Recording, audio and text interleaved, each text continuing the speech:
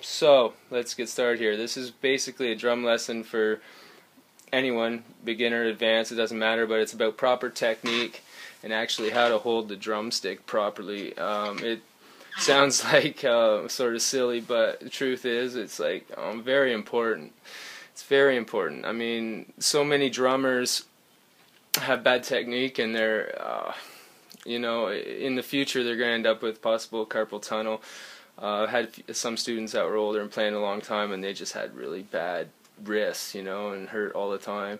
You don't want tendinitis or anything like that. So basically holding the drumstick properly and proper technique, and plus the technique I'm going to show you is where all the power is too, so you don't need to, like, you know, really smash the drums or anything, you know, kind of, you know, I do because I'm just a little crazy that way, but you don't really need to. I'll teach you the proper technique where the power's all in your fingertips. So let's do this, man. Grab a stick. Okay. Now, it doesn't matter what kind you use. I use this one here is a 5B. 5A are pretty well standard. Sometimes I use 2B. It depends, you know. But you want to find your balancing point. So wherever the stick feels good, you want to grab it between your index finger and your thumb, the pad of your thumb, sort of the knuckle of your index finger and your thumb, okay, like that. So basically, that's really the only thing that's actually gripping it, is those two, the finger and the thumb. The other three, the pads of the finger, 1, 2, 3, will be pulling it down. Now, a good technique is actually always have a mirror. I don't have a mirror set up, but when you're practicing, you should have a mirror in front of you. No, sorry, off to the side, really, because you want to see both your hands coming up, or in front, whatever floats your boat. But so you want to see your hands coming up evenly. You don't want this, you know, one stick lower than the other, and that's a tendency. That's what's going to happen, actually.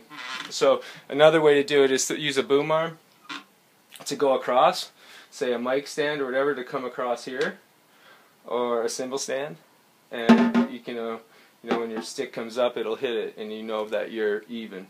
But you want it even. Here we go. For actual sitting and positioning, this is how you should be. It should be 90-degree angle from your waist and your leg, 90-degree angle with your hands. You know, that's proper. I sit a little bit high normally, which means I kind of have to, like, bring up the snare a bit. So I'm always in this, and I'm not going down. Going down like this means you're too high. This is where the problem lies here. So you don't want to be bending too much like this. It wants to be perfectly flat. So your hands over, your wrist back, and your fingers down, which give it all the power. The fingers is what's giving it the power. So wrist back, like that. Wrist back, fingers down. Wrist back, fingers down. Wrist back, fingers down. 1, 2, 2. When your right one goes down, your left one comes up fast. Like that. Like that. Right away. Down, your other one's up. Your hands are always over, your wrist back, fingers down. Wrist back, fingers down. So, like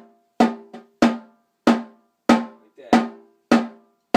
1, 2, 3, 4, 1, and 2, and 3, and 4,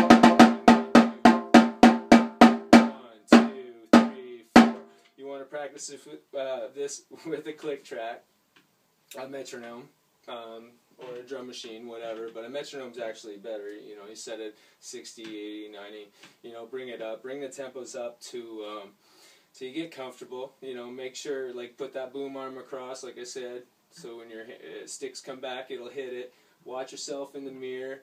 Have a mirror so you can see if your hands are coming up. They start coming up like all awkward and stuff, you know, you're doing it wrong. So you got to keep practicing. Just throw it back. Throw it right back. Fingers down. Fingers where all the power are. Down.